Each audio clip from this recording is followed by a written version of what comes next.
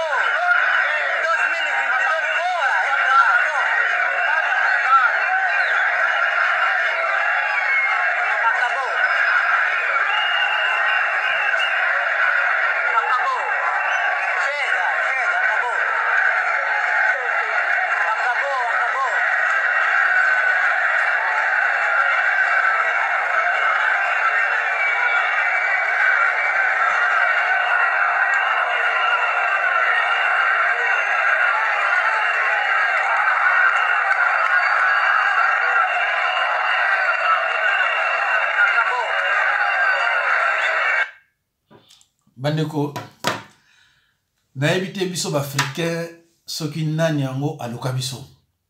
Donc mutu même azalaki na libanda na opposition azolo makama malamu. Tango akozwa kaka présidence makamnyo se bebi. Bandeko oyo bomono na Angola. Donc pasi ekomi kuna kosakana te. Pasi wa bingi vraiment pasi. Donc ba décider que président wana il faut alongwa. Président wana il faut alongwa. Donc, ceux qui sont en opposition, ils ont un souci. Tant qu'ils ont un pouvoir, mais c'est malheureux. C'est malheureux. C'est que finalement, ils sont en train de se faire. Ils sont en train de se faire. Ils sont en président de l'Assemblée. Mais, ils sont en train de se faire. Boyo kaninga zoloba.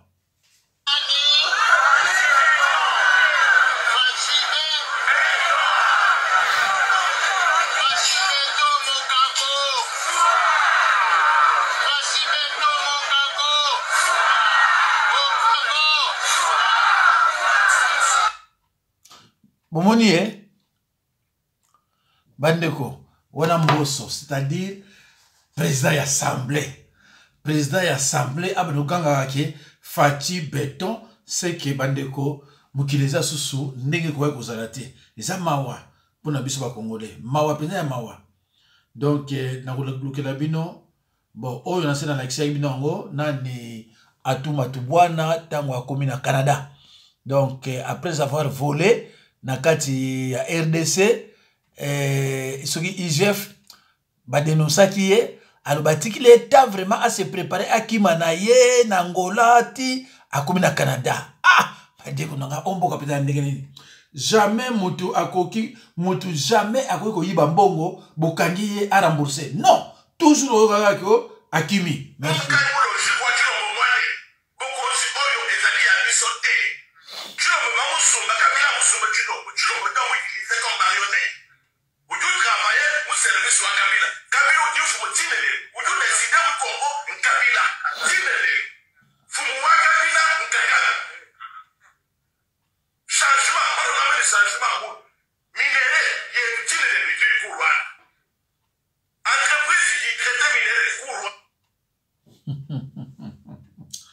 ndeko nazwi kaka ya moke hein nazwi kaka ya moke alors nazoluka eloko yo ya totanano il y a cet enfant un tout petit un enfant de 3-4 ans qui prend le risque de traverser sur ce pont ici mais je me dis pour moi je trouve que c'est un risque mais pour lui ce n'est pas un risque parce que pour traverser c'est ça qu'il faut faire.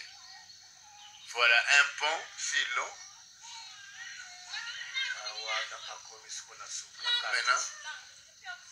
Maintenant là, il y a la grande sœur, il y a Malembe quand on va vingla quand il y a Malembe, quand il va camboter béni. Malembe. Ngalo vingidi kaka kwa kuna nafandi la ko. Mama vo wizi lo ele kaka. Babulu vutili so bora kadi na baba sabo kilia mama wizi et vous comprenez comment elle va si vite là où moi je ne peux pas passer c'est compliqué là c'est la petite sœur la grande sœur des tout petits là qui passe c'est comme ça qu'il faut traverser avec les enfants c'est comme ça qu'il faut traverser ces ponts et comme ça les enfants viennent de l'école. Ils doivent faire un aller-retour, c'est-à-dire les matins, ils traversent en venant comme ça, et les après-midi, ils rentrent. C'est compliqué. Voilà, elle peut se tenir debout maintenant, parce qu'elle s'est dit maintenant, il n'y a plus de danger, et elle traverse. C'est compliqué. C'est ça mon pays. J'ai des larmes aux yeux, mais on n'en peut rien. C'est ça mon pays. Oh, la RDC. C'est ça ce que Banza. Ça fait mal, mais on n'en peut rien. Nous avons encore une jeune maman qui monte, qui se décide, et finalement pour elle il n'y a pas de problème, parce qu'elles sont habituées, elle a même des sourires, et elle va librement, calmement, doucement, et d'ailleurs elle avance sans problème là. Les ponts bougent, mais elle n'est pas là, parce qu'elle est vaccinée, c'est-à-dire elle sait ce qu'il fallait faire, elle sait comment traverser. Non, être congolais c'est un... Je ne sais pas quoi dire. Un sujet de satisfaction parce qu'elle est fière d'elle. Elle a traversé dans quelques secondes du pays là. Merci. Bande Korangai, Makamusu bazolakisa yo yango ya RDC, olobe ya lukuta.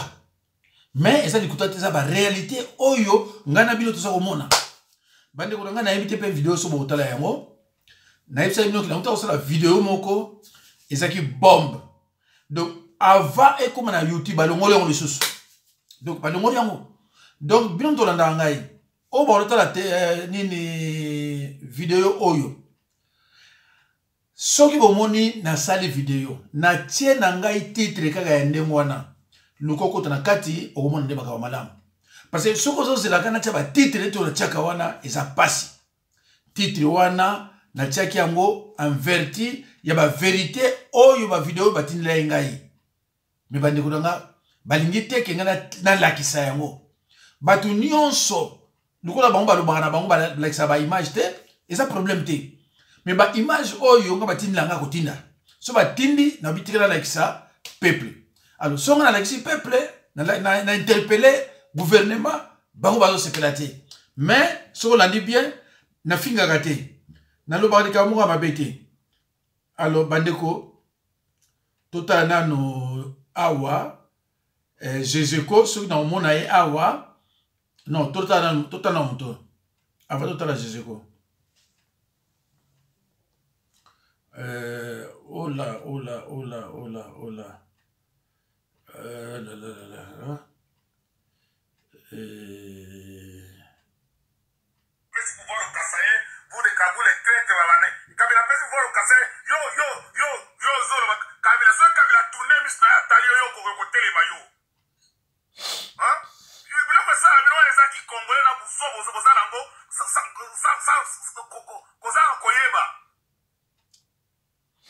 toi, tu peux t'arrêter devant Kabila si tu regardes toi là, au président Kibokatanga. Nyama, toi, les Kassaïens, on va vous tuer, les Kassaïens, on va vous tuer. Mais quand c'est qu'on te roule à Kisayo, bon, mais quand on va vous montrer de quoi on est capable.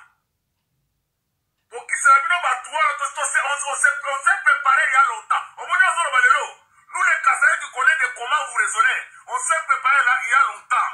On connaît des bons Bukama, on connaît tous ces coins-là. On connaît comment, we know how to deal with you. Depuis la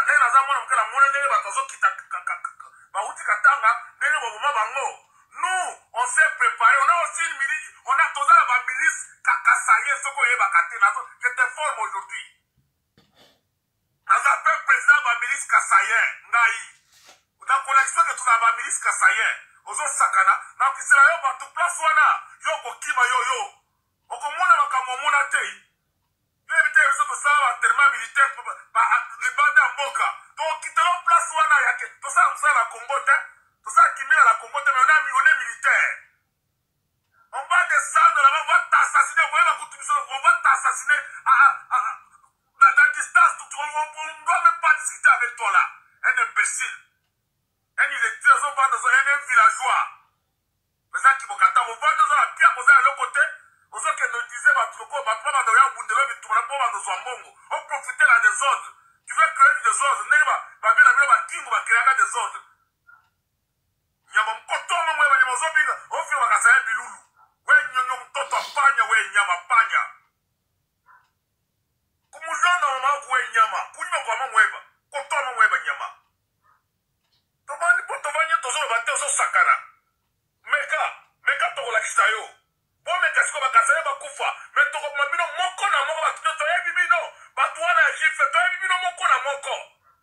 Je vous connais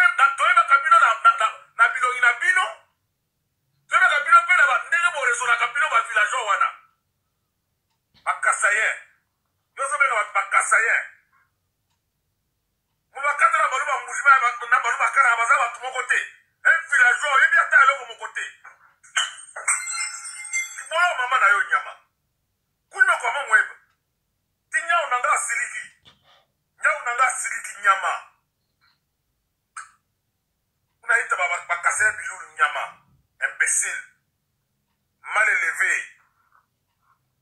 Au sein sous Babylone, on a oublié Omeka. Ça va un message, on a oublié Omeka, c'est au lac Sayo. Nyama. Au moment où on a Katanga, na koza osali na Katanga. Na kola na minere. Pourquoi on a ba chinois? Yaka parler na moi ba chinois ba sala nga busala. Pourquoi on a ba chinois ba saka na bino ko saka na bisote? Vous avez ba chinois place ba zo ba minere ba bisango. Botia bango kai bo banga bango bo bega bango mindele. Mais ah bozo saka na biso bozo saka na ba kasayen. Nyama imbécile. Complexe d'infériorité dans Salabino. Vous les avez comment monter à l'école cabinoté. Vous savez ça cassé à Salioni. Bangwandi bazaki na pouvoir. Est-ce que vous avez ça na Bangwandi? Au fuma mon ronalder mon bout tozaka ambi. Au tu vas benga na Bangwandi na Katanga. Bon mais quand on l'examine bon mais kokomona. D'abord comment comme pays de toi. Bon mais ka. Depuis Kabila vous avez beaucoup sécurisé. La bêtise au ça la place wana. Imbécile. Ibolo mama na yo. Kuma mama yako we nyama mutinga. Fuck you, you motherfucker. I'll fuck you up. We fly down there, fuck you up, you piece of shit. Son of a bitch. Fuck you.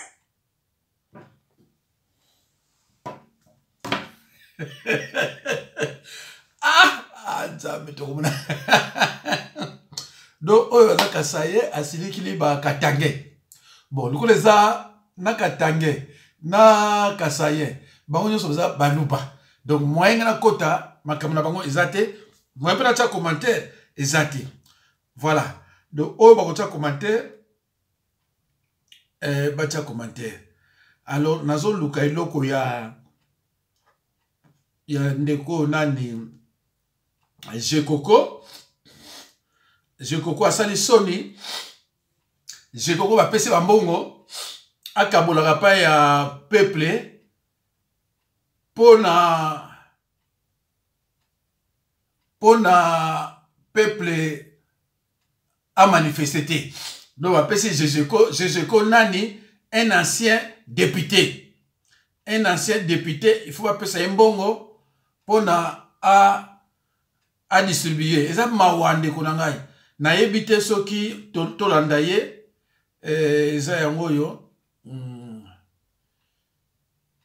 Malheureusement na moni yango mais ezoyo kanate. Bon, beaucoup de temps quand même na image beaucoup mona yango Jekoko azo kabola mbongo na population pona population ekende manifestation te. Alors balongola ki yango peut-être 100 mais botala Jekoko makambo Jekoko asali na Kinshasa. Donc ba pesi mbongo ebele soi-disant na Chilombo akabolela population akoma contre Lamuka. Nani aza kosala yango Jekoko yewana un ancien député honorable. Donc bato ebele bazokoma ba honorable bayebi da bango te honorable aza nani. Voilà. Donc un pays gouverné par des malades. Voilà, tala yekuna bazokolanda ye akina mbongo ebele azokabola peuple bakende ko manifester te. Voilà. Yewana. Mawa. Na ebite. Bomoni o musuzona leki azo finga ba villageois mal élevé alors que yazo finga. A fingi moninga mal élevé hein, mais ye aza ko finga. Eza mawa. Vraiment nazo lukason na bandenge nyonso. Organisé. Voilà. Dans la Jekoko Mulumba bandeko na ngai le 15 marche à Lamuka organisé. Jekoko Mulumba bimi ba pesi ba mbongo oyo epa ya Félix Tshisekedi pour à distraire peuple à kende marche te. Jekoko Mulumba depuis abandaki ko kabola mbongo bolanda ya za live eza pasi donc Jekoko Mulumba Bongo bandeko bino vraiment bazana baba idée que mboka oyo un jour ko madame na bato boy. Vous avez vraiment ko espérer quelque chose dans mboka wana que un jour mboka wana ko madame ou bien lomo. Je ne pense pas bandeko ngai hein. Je ne pense pas. Une maison divisée contre elle-même, cette maison court à sa perte. Une maison confrontée à des luttes internes. Oui, ça va luttes internes. Et bon, c'est le côté. Divisé pour rien. Ah, ndeko nanga eza mawa. Vraiment eza mawa. Sikoyo bango bazomona te ke mboka eza na mabete, bango bazomona ka mboka eza bien. Nzambe nanga ye. Na bamboso, na banani, pareil. Ce qui a fait dire à un groupe de Katangé qui m'ont écrit que Bonamak lance ce message à Raïs Joseph Kabila. C'est pour vous, Raïs Joseph Kabila, ce message. Les Katangé disent c'est toi qui as mis Félix Chilombo là-bas. Il n'a pas gagné les élections. Pourquoi tu l'as mis là? Tu lui as donné la présidence. Et aujourd'hui, regardez comment l'UDPS, Félix Chilombo, ce qu'ils sont en train de faire au Katanga. Tu es responsable numéro 1. Tout ce qui va arriver au Katanga, oui, au Katanga, on va mettre ça sur le dos de l'UDPS, du régime en place, mais aussi sur ton dos. Les Katangais m'ont chargé de vous dire, Raïs Joseph Kabila, allez prendre votre colis. Il est temps que vous puissiez dire un mot, vous levez, allez dégager votre colis. C'est vous qui avez déposé ce colis-là à la présidence et qui nous crée aujourd'hui des problèmes. On vous demande, please, mzee, kwenda toa mzigo wako fasi ulipia. C'est dans vos calculs, dans vos signatures, que j'ai montré la fois passée, que ce régime est arrivé là où il est arrivé. Vous avez rendu mauvais service au Katangui. Très mauvais service. La seule chose que vous pouvez faire, sénateur Kabila, sénateur Ravi, faites quelque chose. Faites quelque chose. On ne comprend pas. Un pouvoir qui est venu du côté du Katanga pour aller dans les mains de Chilombo, les Kassaïens, au lieu d'être content, de dire, ah, les Katangais quand même nous ont laissé quelque chose. Sans eux, on n'allait même pas avoir un président à la présidence. Parce que tout le monde, que c'est Fayoulou qui avait gagné, tout le monde le sait. Au lieu de ces gens-là, à qui Kabila, dans le nom du Katanga, vous avez cédé la présidence après des accords obscurs de Kingakati, tout ça. Ces gens-là commencent maintenant à venir donc tabasser vos enfants, les malmener. Est-ce que quelqu'un peut comprendre cette histoire? Je ne sais pas si vous vous mettez à ma place. Ces gens-là devaient remercier. Devaient même être des amis intimes au Katangais maintenant. Ah, en tout cas, vous nous avez fait du bien. Travaillons maintenant la main dans la main. C'est comme si Joseph Kabila a pris maintenant un couteau. Il l'a mis dans les mains des Kassaïens maintenant. Leur première mission, tout le monde Katanga, Mutanyamba, Mutasikia Balero. Hé, Kabila, qu'est-ce que tu as fait? Les Katangais m'ont chargé de te dire, Kabila, va arranger le problème. C'est toi qui as mis le Katanga dans ce problème. Il est temps, avant qu'il ne soit trop tard, allez vous asseoir, arranger ce problème. Les Katangais n'en peuvent plus. Moi, je ne fais que relayer le message. À bon entendeur, salut. Donc, bandeko so bolandi de près, mutu oyo azolo basikoyo na owana lo bayi boso. Bazo karate kamwa guerre moko ezali entre baluba ya Kasai na ya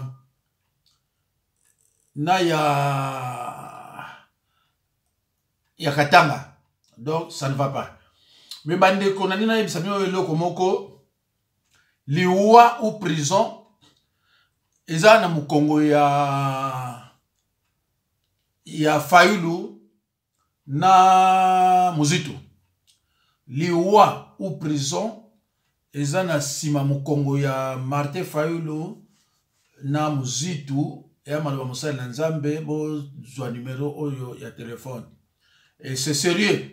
Donc liwa vraiment eza na sima ya mikongo na bango. Donc il faut basa la vraiment basa la bien basa la prudent sinon te la moyenne. Alors bandeko et logo vraiment ngana ebisabino yango wana. Donc bila ya tulabino Chilombo eza bila moko o eza penza criminel et puis zéro.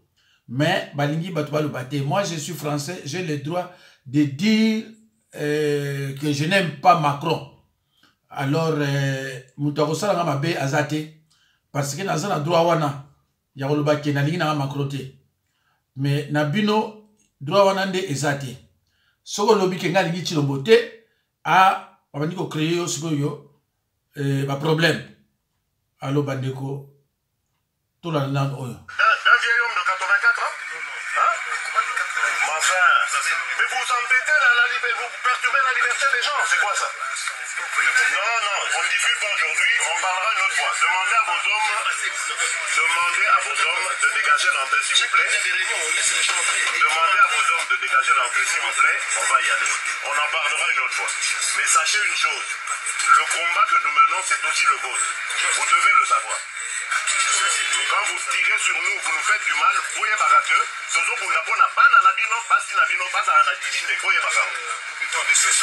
ah oui. Nous, ça il a vu nous ça et c'est nous que votre bateau va nous à Gambino, on va dire à Bambon.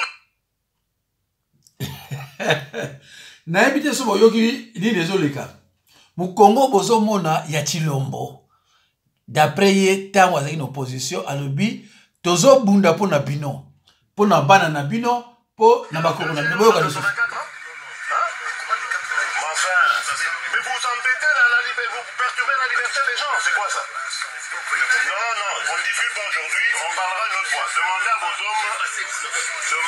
vos hommes de dégager l'entrée, s'il vous plaît. Demandez à vos hommes de dégager l'entrée, s'il vous plaît. On va y aller. On en parlera une autre fois. Mais sachez une chose, le combat que nous menons, c'est aussi le vôtre. Vous devez le savoir. Quand vous tirez sur nous, vous nous faites du mal, voyez barake, sozo bunda bana na bino, basi na bino, basa na dignité, voyez barake. Ah oui. Nous, tozo ça na bino musala, et c'est nous que vos bateaux banyonga kabino, baliaka bambongo. Bandeko, tango na bandaki na yebisa bino likabo oyo. Na bai na bino, pourquoi na Afrique? Soki moto aza na opposition, langage eza mosusu.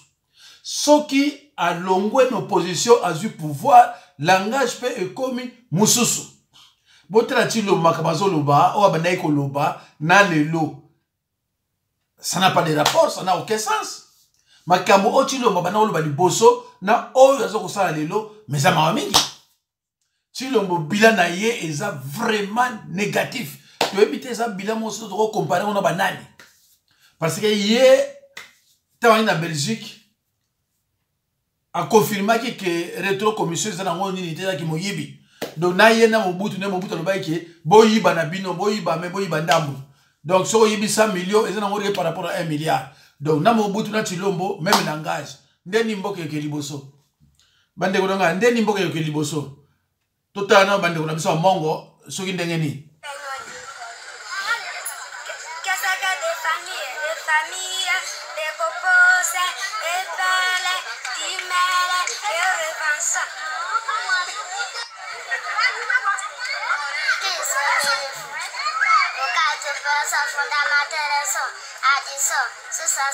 Oh bah mongo hein? L'Équateur. La fin charitable. C'est un matin, j'ai la côté pour d'accord. Quelque chose à qui mon ami. Je lui dis maman va donner 100 francs au poule au magasin. Et donc maman compose. Et pelo. OK. Rekobo na. Mette kobo si ana BPC. Teni ya sambe informa. Mette la ba de ADC. Oui de ACC langage. Et bonjour monsieur Dikobo. Que vous êtes isolé. Que vous me semblez beau. Ça m'a dit si côté langage. C'est la porte à côté primaire. Vous êtes de faible silence assez. Assez moi le kobo nécessaire plus déjà. Et pour monter sa belle voix. Il ouvre avec. Laisse tomber sa peau. Et non ça. D'accord, bon, voilà. Donc, bana Équateur, donc, boyoki, bana Équateur, mais total la eloko moko awa, bandeko, bomonata, Tout est fait pour les attirer et montrer une nouvelle image du Rwanda. Lorsque Selena Swa, la femme d'affaires française, est à Kigali, la capitale, elle passe ses journées au cœur du quartier d'affaires, au 14e étage de ce gratte-ciel. Le premier point, c'est avancer sur le dossier de la fibre pour aboutir avec notre futur partenariat. Avec un associé, Selena a investi 2 millions d'euros et propose une connexion Internet à bas prix. Si l'entrepreneuse d'origine gabonaise a choisi le Rwanda, ce n'est pas par amour pour le pays, mais parce que les autorités cajolent les investisseurs comme elle. Un coup de fil lui suffit pour obtenir un rendez-vous avec un membre du ministère des Finances. Encore une fois, bienvenue. Thank you. On a de bonnes nouvelles depuis votre dernière visite.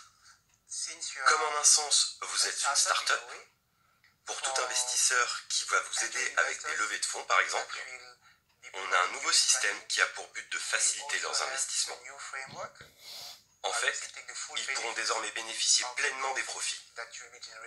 On veut vraiment que notre écosystème soit attractif. Donc n'ayez aucune crainte, vous êtes protégés. I know, that's why I'm here. Bien évidemment que c'est une bonne nouvelle. Le Rwanda est un pays qui évolue sans cesse. Et c'est pour ça que j'aime bien prendre rendez-vous avec Monsieur Moïlo. Exemption de taxes auprès des startups, du tourisme, de la santé ou des énergies. Pas un mois ne passe sans une nouvelle loi économique. Résultat, en 2019, 2 milliards d'euros investis dans le pays par les... Akeko investir wapi na Rwanda. Rwanda mbongo azoyiba pana biso azobongisa. Mais soki mbongo Rwanda yibi pana biso, ezalaki ke ba Congolais mtu bayibi yango ne nyonso ekela ba kabri na basi na kobina na nyonso. Mais Rwanda azako yiba talamboka. Azako yiba ko metalamboka. Mais so ba Congolais mtu bayiba ki. Mbongo nini za nini akumi na 10 femmes, akumi na 15 femmes, 5 femmes, ba kabri biloko ndenge na ndenge. Eza mawa bandeko na ngai. Eza ba mawa na yebite o aluka biso nini. Ki Kabila azumbongo akotonga kingakati. Mais fomo na kingakati ndenge zali. Fomo na kingakati ndenge zali. Mais bandeko na ngai eza mawa. Mawa. Alo bandeko. Nasuki wana Nzambe apambola bino à la prochaine occasion. Nakobimisa video mokolobi bolandango bandeko na ngai na bokebi nyonso. Nzambe apambola bino. Au revoir mes amis. Au revoir chers compatriotes. Priez aussi pour moi. Priez pour moi s'il vous plaît. Nous allons pas mourir.